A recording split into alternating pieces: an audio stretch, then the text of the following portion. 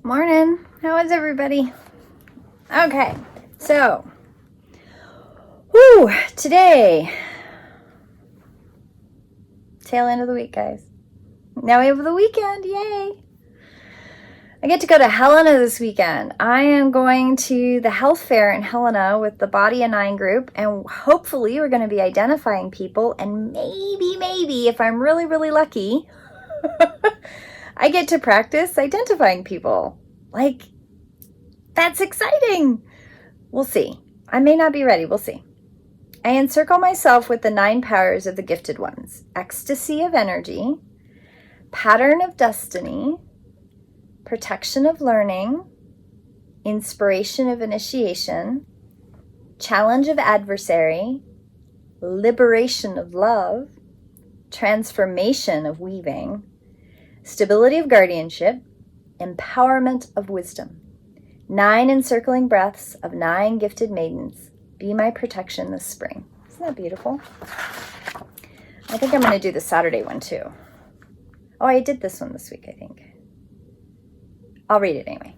I make the encircling of the 9 great elements: brightness of the sun, whiteness of the moon, splendor of stars, swiftness of wind, warmth of fire, majesty of thunder, speed of lightning, profundity of earth, generosity of sea. The 9 elements preserve my soul, surrounding me in peace this spring day. Isn't that beautiful? I love that. Okay. Next week is Beltane. I'm so excited. Okay. Today's cards are, our tarot card is the Hermit. Look at that. The Hermit. He holds the lamp aloft in the darkness. He also does a lot of other things, but that's his thing. And then Spirit of Isis, Triumph of the Goddess. Let's see if you can get a good card. Yeah. Beloved Initiate, there are times to surrender and let go, but there are never times to give up.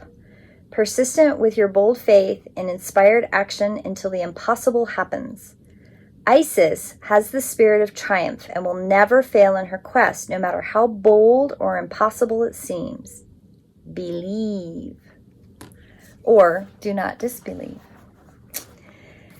It is helpful on the inner path to let go and detach over and over again, and yet we need to stay true to our heart and not give up on what we feel we are here to do. Whether it is reaching enlightenment, inner peace, letting go of karma, creative breakthroughs, personal healing, the triumph of the goddess is with you now, urging you not to give up. No matter how far away or impossible success may seem to be, don't quit.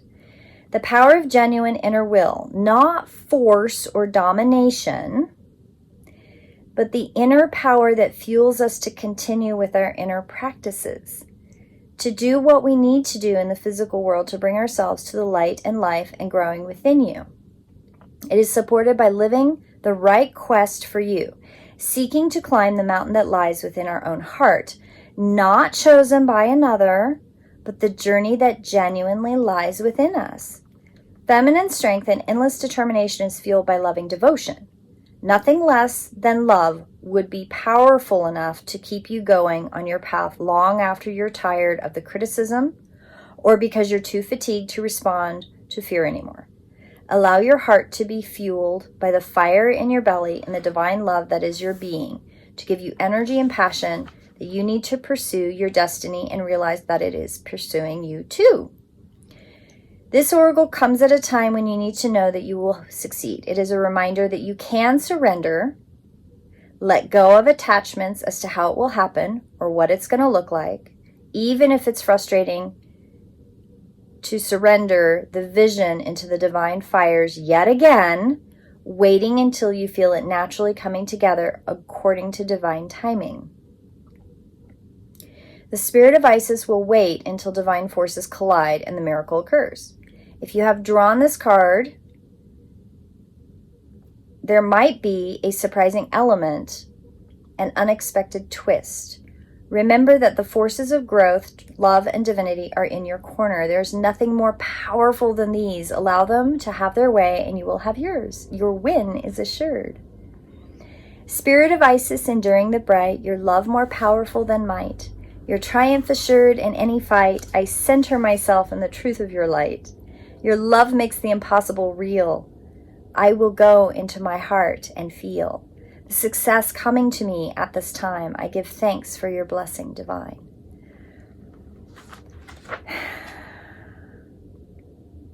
I love at the very beginning, there are times to surrender and let go, but there is never a time to give up. There is times to surrender and let go, but it's never a time to give up. You know, many years ago, you gonna come up, Aster? You gonna join us? Yeah. There she is. You gonna come join the party today, huh? You gonna join us today? Oh, you see something down there. What's down there? That's my phone, you silly goose. She saw her reflection in the phone and then jumped down. Oh my goodness, you're hilarious. Come here. She's thinking about it.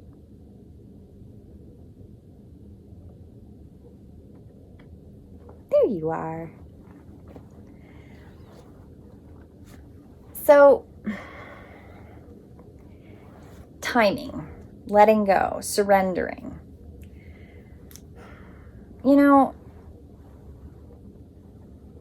where was I going with that? Oh yeah. So I had this knowing many years ago that I was going to end up in Montana or Alaska or Canada. I didn't know. I just knew it was way far north, and I knew there were mountains and that I would be in a place that had 4 seasons, surrounded by mountains, and that's where I was going to land. I knew that. I knew that decades ago. I didn't know what for sure. I didn't know how. I didn't have any of the details.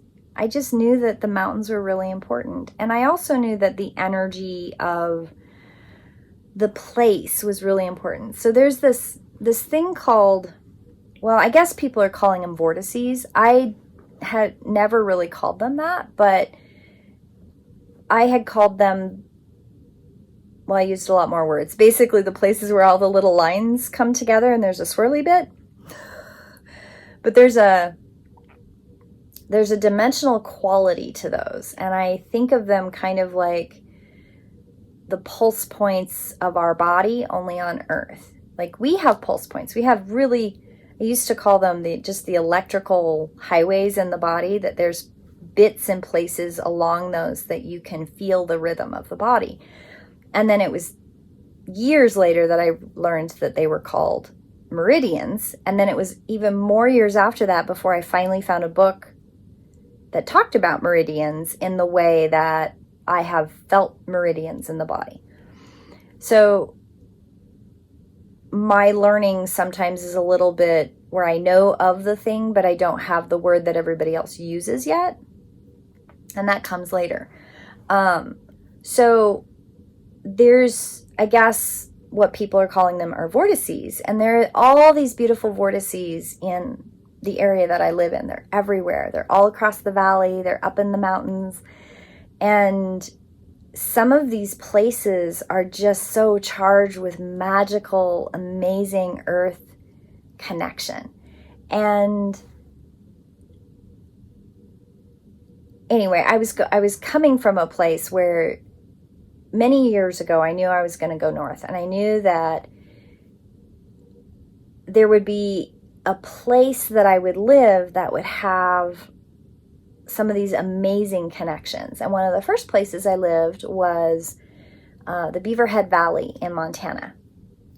And there were a couple places in the Beaverhead Valley that I would go to over and over and over again because I was drawn to the energy. And when my oldest son was small, I would take him on picnics to one of these places, and it was amazing. As he got a little bit older, you know, kids are kids. They do things a little differently. But when he was small, we would go. And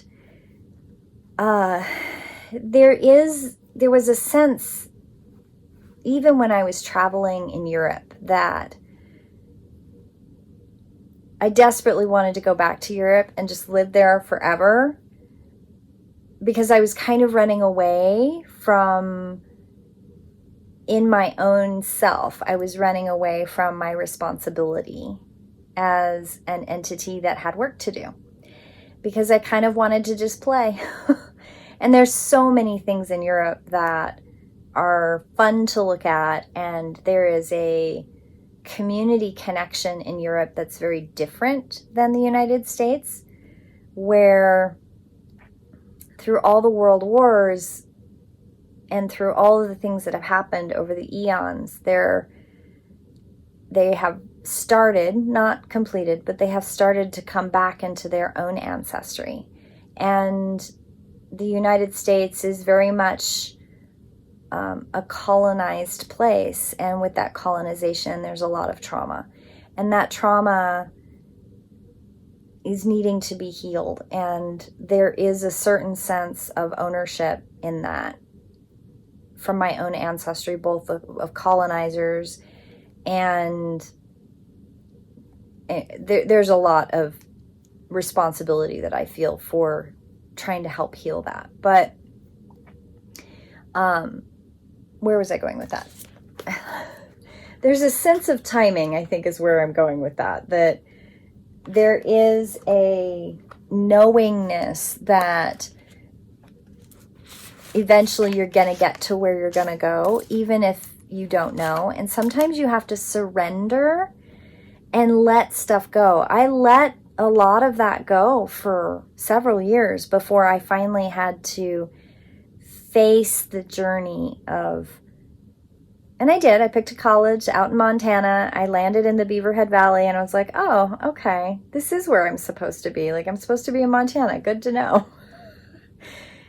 I mean, I knew it was Montana, kind of, but I wasn't for sure. It could have been like Alaska or Canada, like sometimes you have a knowingness without for sure how you know the knowingness, if that makes any sense. And I had let it go. And it's not that I didn't come when I was supposed to come, but I had started having the knowingness back before I graduated from high school. And then again, after I came back from Europe and I was still living in the South. And then again, there was another push, and I kind of just ignored it. I did other things. I let myself get distracted. I went to New York City. I did other things. Not that those things weren't supposed to happen, but that I allowed myself to surrender. And that surrender gave me experiences I wouldn't have had otherwise. But also when the timing came right, I did listen to the final push, and I did finally make my way out here. And sometimes you know something's going to happen, but you have to let other things happen first. You have to let the choices that you've made play out so that you can get the fullness of the lesson and then be prepared for when the time is right for that happening to happen. And I did move to Montana, but I moved around in Montana. I moved around a lot before I found my way to Bozeman. So even though I got here, there was still a sense of, okay, well, I guess I have to follow where the employment is. I followed where the job was. I followed where the energy moved me. And sometimes it was really frustrating and panicky, and I completely fell apart into a puddle several times. I have somebody who's known me since I moved to Montana pretty much, and she'll tell you, like, I've fallen apart a half a dozen different times, at least. This was not all smooth sailing and, Red had it all figured out. Oh, hell no, I didn't have nothing figured out. And I had to journey the journey. And in the journey, I had to let go. And ironically, that friend who knew me was the one who finally convinced me to come to the Bozeman area. And it was, when I showed up, I was like, okay, this is the time. I don't know what that means. And it wasn't really even the time. Like, it still took another almost 15, 16 years for other things to play out, other And it's all part of the journey. It's all part of how we grow. And none of it is wrong, and none of it is at the wrong time. It is exactly the way it's supposed to be. And you just have to be patient. There's always light in the darkness. And the Hierophant comes up today very much with the Spirit of Isis. These two cards totally match. Sometimes you have to let it go and allow things to happen for the right timing to happen. Sometimes you just have to let the Hierophant lead you in light through the darkness. It may seem really dark and awful, but there's always light there. And I'm looking for something.